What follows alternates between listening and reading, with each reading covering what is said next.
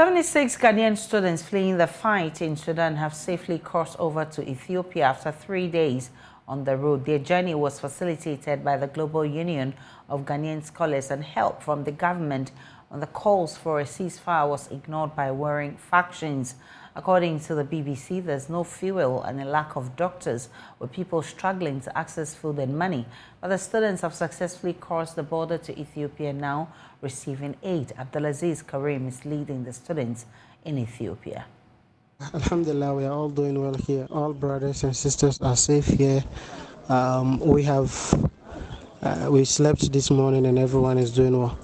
Our belongings, I think in the process, one of our brothers lost his hand luggage containing his laptop and other certificates. So that is even at Gadarif, because we stopped at Madani and there were a lot of chaos, the people trying to take advantage of us and all that.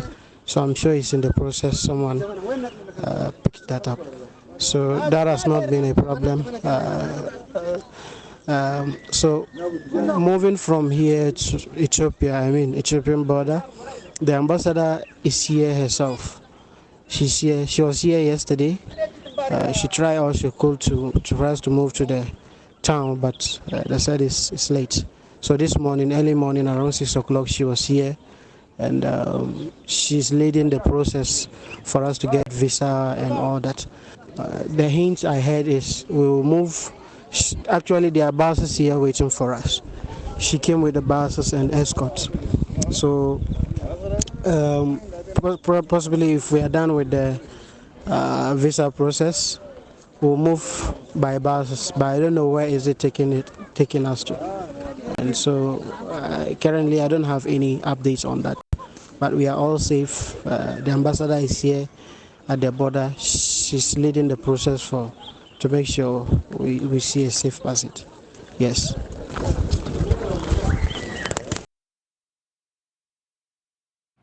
Joining us is Lord Mark Mensah. He's president of the Global Union of Ghanaian Scholars. I'm grateful for your time. You've been in touch with the students since their time in Sudan. What have you been picking up? Yeah, so it has been a hi and good afternoon to your listeners and everyone. Can you hear me? Yes, loud and clear, Mark Mensah. Sorry, I'm on transit at the airport, so pardon me for the noise around. So we have been, had sleepless nights for the past 3-4 nights, but thankfully they have arrived, like you heard in the voice note that he forwarded to us today, that they have arrived safely and they are now in Ethiopia. I want to use this opportunity to say a very big thank you and congratulate the student leaders who stood firm and strong and supported the remaining students who are with them and guided them safely there. We also want to thank the government, the ambassador from Ethiopia, and then the ambassador from Egypt. We're all together communicating and helping, and then we've all coordinated and make this happen. For the first time, we have done this successfully, and I think everybody deserves a pat in the back. So thank you very much. Joy FM also, you have been constantly asking for updates, encouraging us. So we appreciate you as well. How are the students faring in terms of food, water, medication, and security in general? So like you heard him, the President Latif said in his voice notes, the ambassador is there. War situations are terrible. So I think for now, we will not even see the impact yet, but they are still terrified. But thankfully, they are with the ambassador. So I am sure that there's going to be some form of pastoral and psychological care arranged for them to make sure that those who are going through trauma are helped. So for now, the most important thing is safety. So they want to arrive somewhere safely, that they can be assured that that there's no harm, and then from there we can talk about what next in terms of where they're going, and also the healing process, as you're saying. Yeah. So Latif indicated that a bus was ready to pick them after their visa session, but he didn't know where they were going. Do you know?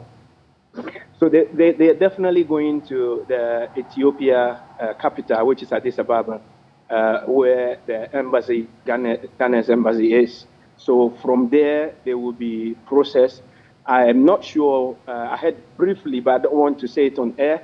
I'm not sure about the government's final arrangement for them. I think the immediate rumor we are hearing is that they will be sent to Ghana first, and then, because nobody knows what's going to happen in Khartoum, Sudan. So we can't say they should wait in Ethiopia and then return back to Sudan. So I'm sure just like it happened in Ukraine, they will be sent back to Ghana. And then from there, whatever happened, the government will make those arrangements with the families. Lord Mark Mensah, I'm grateful for your time. He's president of the Ghana Union of Ghanaian Scholars, and he's leading the team that is evacuating students from Sudan